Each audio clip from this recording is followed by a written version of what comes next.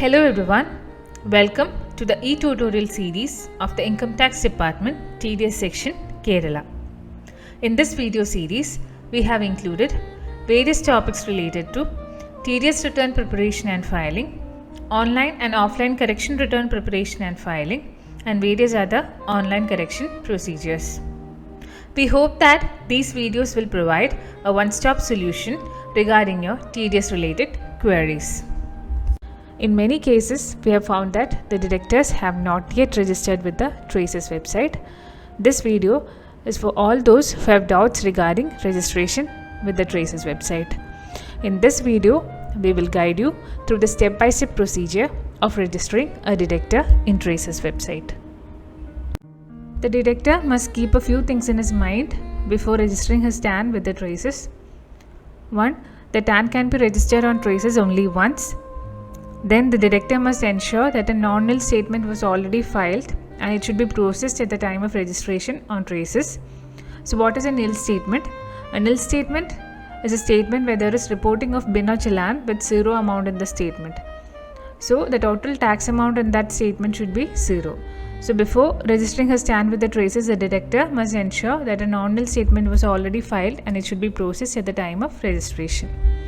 Now it is only after the registration the deductor can access all the functionalities available for the deductors, like viewing the profile, downloading the console file, downloading the justification report, online, offline corrections, etc. So let us now look at the various steps involved in registering the TAN with the Traces. Log into Traces website. It is www.tdscpc.gov.in. A pop-up disclaimer page would appear on the screen. Click on Continue and then you can see the home page of Traces. On the home page, click on Register as new user and select the user type as Deductor. After that, you will reach this page. Here you will have to enter the TAN and then the verification code displayed on the screen. After that, click on the Proceed button. Sometimes certain error messages will be displayed, like invalid details or your TAN is not available in the TAN master, etc.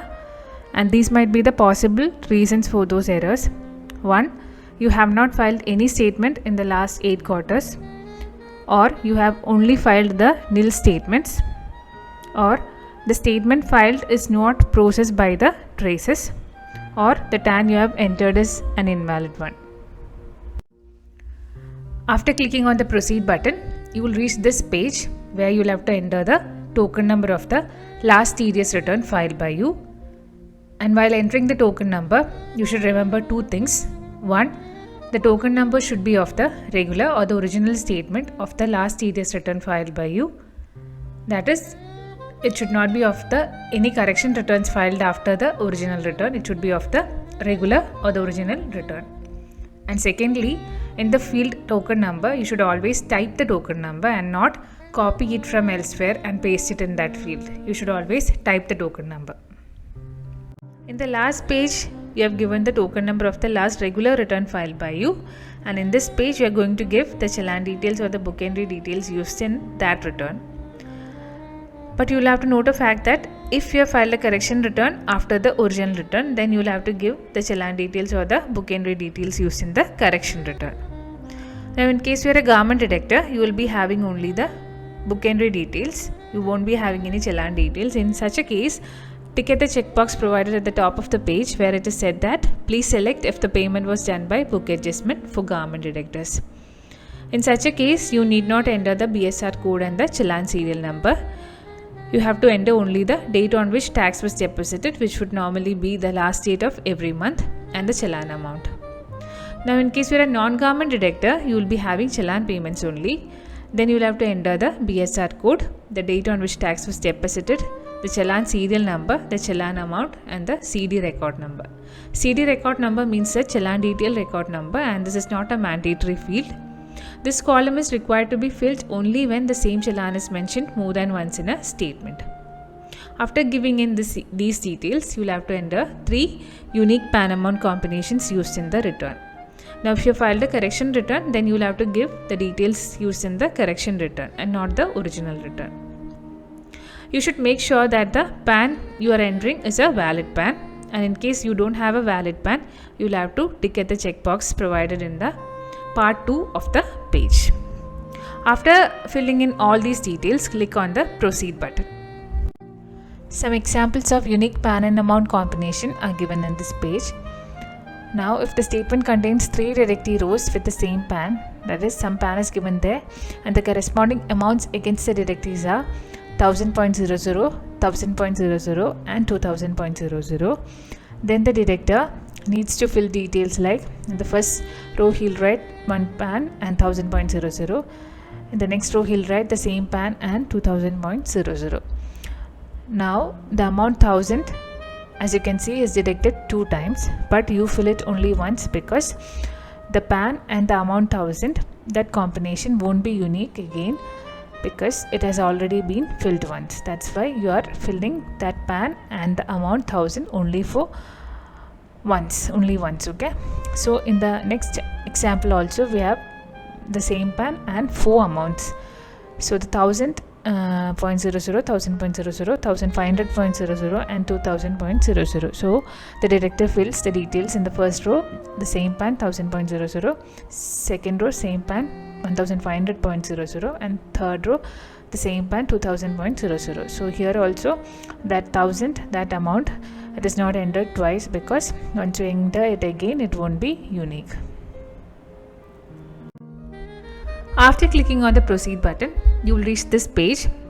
Here the deductor is required to enter the organization details such as category of the deductor, PAN of the deductor, PAN of the authorized person, date of birth of the authorized person, etc. So in this page you will find many fields. You will have to enter the mandatory fields to proceed further.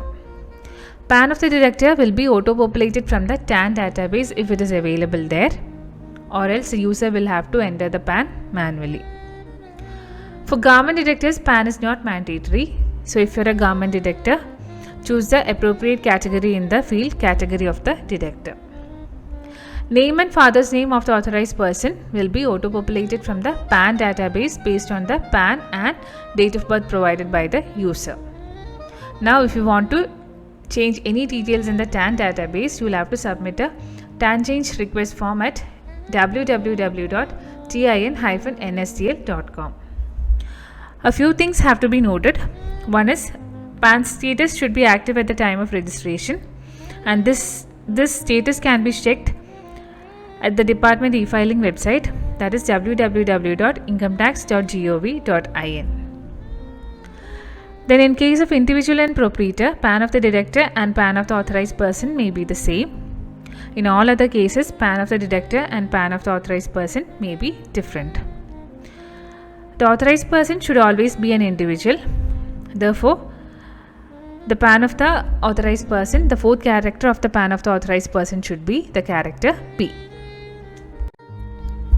So you will reach this page where you have to choose between addresses, that is whether the address should be the same as in TAN master or whether the address should be the same as in the last statement filed, and you have links provided in this page to view the addresses as well.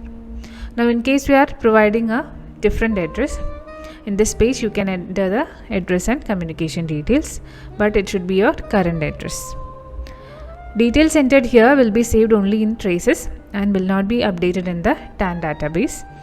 To change details in the TAN database, you have to submit the TAN change request form, that is the form 49B, by filing it at www.tin-nsdl.com. In this page, the deductor should provide the mobile number and email address. The auto-populating feature from TAN master or the latest file statement is also provided here. However, the deductor must ensure that the auto-populated mobile number and email ID is correct. Otherwise, he'll have to edit that, because for all communications from traces, valid mobile number and email ID are necessary. So once you fill your basic details, you will get this page where you can fill in your user ID and password. So in the field user ID, you can type in a user ID as your wish, and after that you can check the availability of that user ID using the hyperlink provided in the page check availability. Then you will have the password field. There you can type in the new password. So the password should be at least 8 alphanumeric characters with at least one uppercase character. Special characters are allowed, but they are not mandatory. You can use them to make your password strong. And the special characters that are allowed are space, ampersand, comma and semicolon. And after creating the password, again type the password in the confirm password field. Then click on the button create account. So this is the confirmation screen, and in the confirmation screen the values entered by the user in the previous pages will be displayed. Go through the details and you can edit the details using the edit button given on this page, or you may click on the confirm button to confirm registration of the TAN. Once the registration request is submitted successfully, the success message will be displayed confirming the registration of TAN with the traces. After that, check your email ID and mobile number for the activation link and the codes to activate your account. The activation link should be clicked within 48 hours of registration. Once the activation link is clicked, this page will be displayed. Here enter user ID of the TAN as registered on the traces, then enter the activation codes sent through the email ID and mobile number. Then click on the submit button to submit activation details and activate your account. Once the activation is successful, the success message will be displayed, which indicates that activation was successful.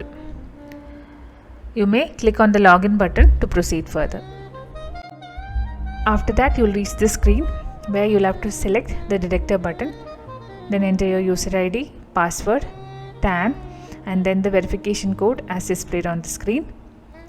After that, click on the login button. Now you will be logged into the Traces portal for the first time. Hope this video was helpful to you.